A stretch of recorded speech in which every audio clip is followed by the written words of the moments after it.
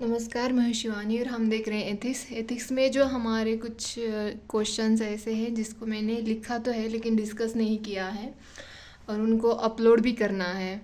तो जितना हो सकता है मुझसे उतने जल्दी मैं इन क्वेश्चंस को डिस्कस करूँगी और अपलोड कर दूँगी। और अभी आज का आज की डेट है 15 दिसंबर। तो देखिए अब हमारे पास काफ़ी समय कम रहा है। तो हमें हमारे मतलब जो ऑप्शनल है उसको अच्छे से रिवाइज़ करना है और फिर मेंस ओरिएंटेड जो सब्जेक्ट है उनके ऊपर क्वेश्चंस भी लिखने हैं। तो जितना हो सके मैं मेंस ओरिएंटेड क्वेश्चंस अपलोड किया करूँगी ताकि आप लिख सको और मैं भी आपके साथ प्रैक्टिस ही करती हूँ। और प्लीज़ क्वेश्चन लिखते रहिए और क्वेश्चन अपलोड करिए। जिन जो लोग हैं वो लिख रहे हैं उनके लिए बहुत ही अच्छी बात है और आप लिखते रहिए प्लीज़। और हमें ऐसे नहीं कि अब मेंस मतलब प्रीलिम्स के लिए कम टाइम है तो मेंस को बिल्कुल छोड़ देना है, ऐसा बिल्कुल नहीं करना है। हमें बैलेंस करके पढ़ना है, साथ में क्वेश्चन लिखते रहना है और पढ़ते भी रहना है। और हर संडे को हो चाहे आपका जो भी वीकेंड का हो, किसी के लिए सैटरडे वीकेंड हो सकता है या ट्यूसडे वीकेंड हो सकता है, आप अपने अकॉर्डिंग प्रीलिम्स के क्वेश्चन भी सॉल्व करते रहिए, प्रैक्टिस करते रहिए और अच्छे से पढ़िए। रिवीजन इतना होना चाहिए कि एटलीस्ट 10 टाइम तो आपका रिवीजन होना चाहिए हर सब्जेक्ट को। और सिर्फ करना है ऐसे नहीं है, उसको माइंड में भी रखना है कि मतलब आपको अगर कुछ क्वेश्चन पता भी नहीं हो ना तो लॉजिक के साथ उसको सॉल्व करना आना चाहिए। तो यही मेरा कहना है। और मैं जितना जल्दी हो सके, आज ये डे 15 का क्वेश्चन है, डे 31 तक क्वेश्चन रह गए हमारे। तो मैं जितना जल्दी हो सके 10 डेज़ के अंदर ही मैं कोशिश करूँगी कि सारे क्वेश्चन अपलोड कर सकूँ। अगर नहीं होता है तो मैं अपना बेस्ट दूंगी कि मैं कर लूँगी। बट नहीं भी होता है तो कोई बात नहीं, हम 1-2 दिन आगे भी ले सकते हैं। तो चलो देखते हैं क्वेश्चन क्या है। तो क्वेश्चन स्टार्ट करने से पहले और एक बात रह गई कि प्लीज़ टेलीग्राम चैनल ज्वाइन करें। वहाँ पे जो क्विज़ देती हूँ मैं उसको सॉल्व करिए। वो PYQ की क्विज़ है, मैं इसीलिए देती हूँ कि ताकि आप सॉल्व करें और आपका गलत हो तो आप चेक करें।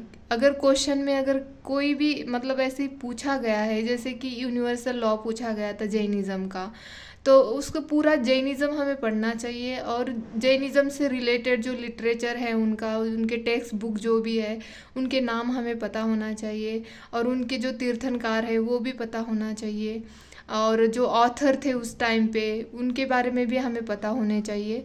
और इसी ओरिएंटेड क्वेश्चंस आते हैं प्रीलिम्स में।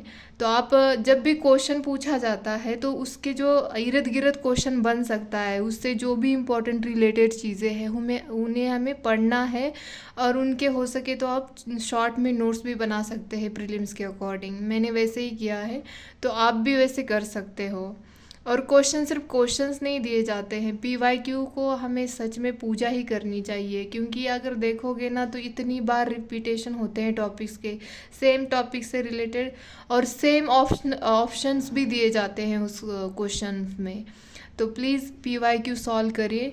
मेरी आपसे मतलब ये रिक्वेस्ट है कि आप करते रहिए। अगर आप प्रीलिम्स क्लियर करना चाहते हो, मेंस क्लियर करना चाहते हो, तो प्रीलिम प्रैक्टिस से बढ़कर कुछ भी नहीं है। अगर आप रिवीजन नहीं करोगे, प्रैक्टिस नहीं करोगे तो आपका कोई फ़ायदा नहीं है। फिर आप कितने सालों से पढ़ रहे हो कोई मैटर नहीं करता है अगर आप रिवीजन और प्रैक्टिस नहीं करते हैं। लिखना बहुत इम्पॉर्टेंट है। मेरा खुद का मतलब एक्सपीरियंस है। हम मतलब इतनी शिद्दत के साथ प्रीलिम्स को क्लियर कर देते हैं और मेंस में अटक जाते हैं ना, तो इससे बुरा कुछ नहीं लगता है। तो प्लीज़ प्रैक्टिस करते रहिए।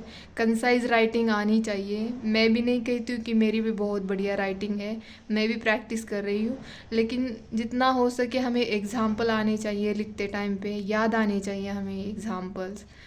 और मतलब points, to the point questions होने चाहिए हमारे।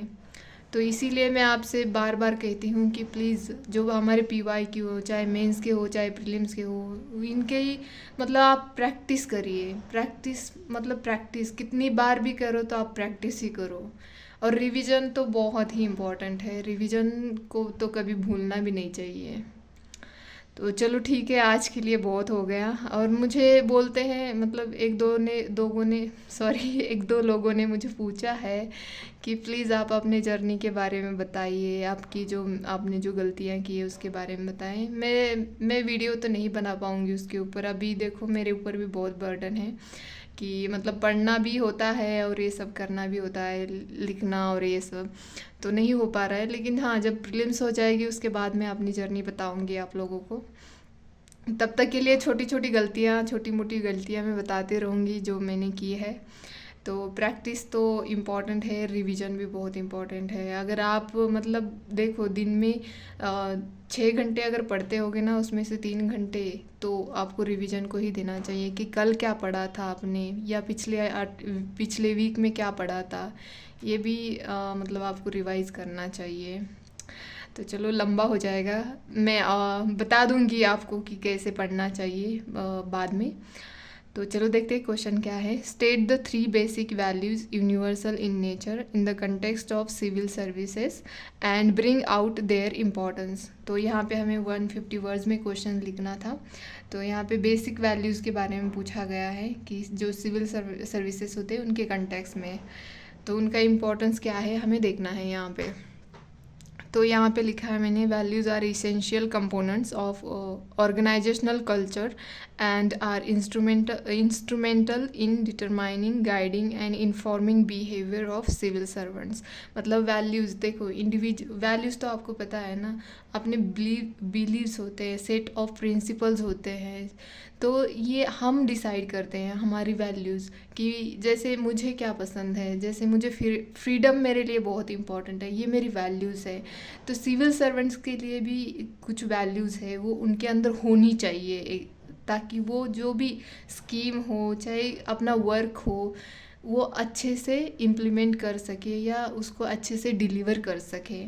इसीलिए वैल्यूज़ इम्पॉर्टेंट होती है सिविल सर्वेंट के अंदर। तो the 3 basic values that are universal in nature in the context of civil services as, तो मैंने यहाँ पे नीचे दे रखी है। फर्स्ट लिखी है मैंने यहाँ पे इंटीग्रिटी, सबसे बड़ी सत्यनिष्ठा। इसको हम मतलब सिनोनिम इसका ऑनेस्टी भी आता है। तो upright conduct is important in civil services to ensure transparency, accountability and rule of law। ये accountability, transparency, rule of law ensure करने के लिए सिविल सर्वेंट के अंदर इंटीग्रिटी का होना बहुत इम्पॉर्टेंट होता है।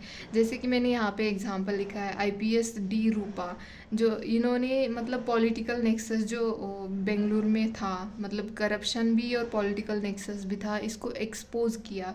मतलब उनके अंदर इतना करेज था, उन्होंने अपनी मतलब पूरी शिद्दत, मतलब पूरे ऑनेस्टी के साथ, मतलब उनके अंदर इंटीग्रिटी थी, इसीलिए तो वो एक्सपोज कर पा सकी ना, वरना उनके साथ ही मिली भगत करके अपना भी फ़ायदा देख लेती। लेकिन उनके अंदर इंटीग्रिटी थी, इसीलिए उन्होंने मतलब आगे पीछे का नहीं सोचा, एक्सपोज कर दिया। तो वही लिखा है मैंने यहाँ पे, हर action showed the importance of integrity and standing up against corrupt practices. तो इंटीग्रिटी सिविल सर्वेंट के अंदर होना बहुत इम्पॉर्टेंट है। मैंने इनका ये 3rd टाइम पे एग्ज़ाम्पल यूज़ किया है, इनका करेज में भी यूज़ किया था। मैं इसीलिए एग्ज़ाम्पल यूज़ कर रही हूँ रिपीट की, ताकि आपको याद रहे। एक्चुअली ऐसे होता है ना, लिखते टाइम पे अगर हम मल्टीपल टाइम्स उसका यूज़ करते हैं ना, वो ऑटोमेटिकली हमारे जहन में बैठ जाता है। तो इसीलिए मैं उसका यूज़ कर रही हूँ। और सेकंड लिखा है objectivity, making decision based on facts data rather than personal biases. Objectivity में मतलब जवाबदेही होता है, पर्सनल बायसेस को नहीं देखना होता है। वहाँ पे जो फैक्ट है, जो डाटा है, उसी के अकॉर्डिंग डिसीजन लेना चाहिए। जैसे कि मैंने एग्जांपल दिया है यहाँ पे, पब्लिक डिस्ट्रीब्यूशन सिस्टम जो एक स्कीम है जो प्रोवाइड करती है essential food items to consumer at affordable price. जो वनरेबल पीपल होते हैं उनके लिए ये स्कीम है। और इसका प्रॉपर इम्प्लीमेंटेशन करना, हर किसी को मतलब जितना गवर्नमेंट ने डिसाइड कर रखा है पर पर्सन के लिए कितना केजी अनाज होना चाहिए, कितना तेल देना चाहिए, कितना चावल देना चाहिए उनको, कितना शुगर देना चाहिए, ये सब डिसाइडेड है। लेकिन वहाँ पे जो पब्लिक सर्वेंट होते हैं ये मतलब ऐसे तो नहीं ना, बायस तो नहीं हो सकती कि नहीं नहीं मतलब तुम मेरे साथ अच्छे हो तो तुम्हारे लिए मैं ज़्यादा दे दूँगा, और तुम्हारे साथ मेरी बनती नहीं है तो तुम्हारे लिए कम दूँगा, ऐसे तो होता नहीं है ना। मतलब प्रॉपर इम्प्लीमेंटेशन करना ये सिविल सर्वेंट्स की तो जवाबदारी होती है ना। तो यहाँ पे एग्जाम्पल लिखा मैंने। थर्ड है यहाँ पे प्रोफेशनलिज्म, ये थर्ड वैल्यूज़ है हमारी। maintaining high standards of work, being responsive to the needs of citizen, and continuously improving skills and knowledge bring efficiency in civil servants work। मतलब देखो, प्रोफेशनलिज्म ये होता है कि आप अपने सर्विस के लिए कितने डेडिकेटेड हो, यही दिखाई देता है। आपका जो वर्क होता है उसी के अकॉर्डिंग तो आपका मतलब डेडिकेशन दिखता है ना। तो यही एग्जांपल लिखा है मैंने यहाँ पे। Mister O.P. चौधरी ये IAS ऑफिसर हैं, जिन्होंने मतलब जो नक्सल अफेक्टेड एक डिस्ट्रिक्ट है दंतेवाड़ा, वहाँ पे इन्होंने मतलब जो अपने सबऑर्डिनेट्स होते हैं उनका हौसला बढ़ाया इनोवेटिव आइडियाज़ के साथ, ताकि मतलब वहाँ पे डटे रहे लोग। पता है नक्सल एरिया में काम करने के लिए बहुत डरते हैं, क्योंकि वहाँ पे लाइफ थ्रेटनिंग चैलेंजेस होते हैं, तो उसको फेस करना और वहाँ पे अपनी सर्विस देना बहुत ही मतलब चैलेंजिंग वर्क है ये।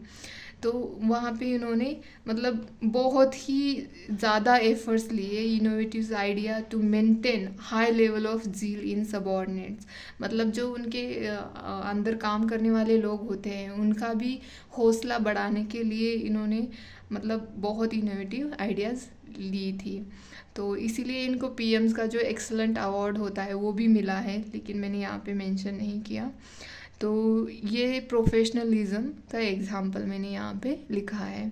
तो ये 3 वैल्यूज़ पूछी गई थी यहाँ पे, तो मैंने 3 लिखी है। एक इंटीग्रिटी, दूसरी ऑब्जेक्टिविटी है, और थर्ड प्रोफेशनलिज्म लिखा है मैंने यहाँ पे। लास्ट में कंक्लूड किया है, upholding these values promotes good governance, social justice, and economic development.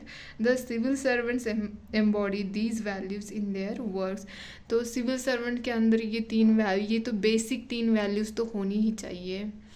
तो ये था आज का क्वेश्चन डिस्कशन। उम्मीद है कि आप लोगों को पसंद आएगा। अगर पसंद आता है तो प्लीज़ लाइक शेयर सब्सक्राइब करें और टेलीग्राम चैनल ज्वाइन करें। सॉरी, मुझसे थोड़ी गलतियाँ हो रही है। तो चलो मिलते हैं अगले वीडियो में। धन्यवाद।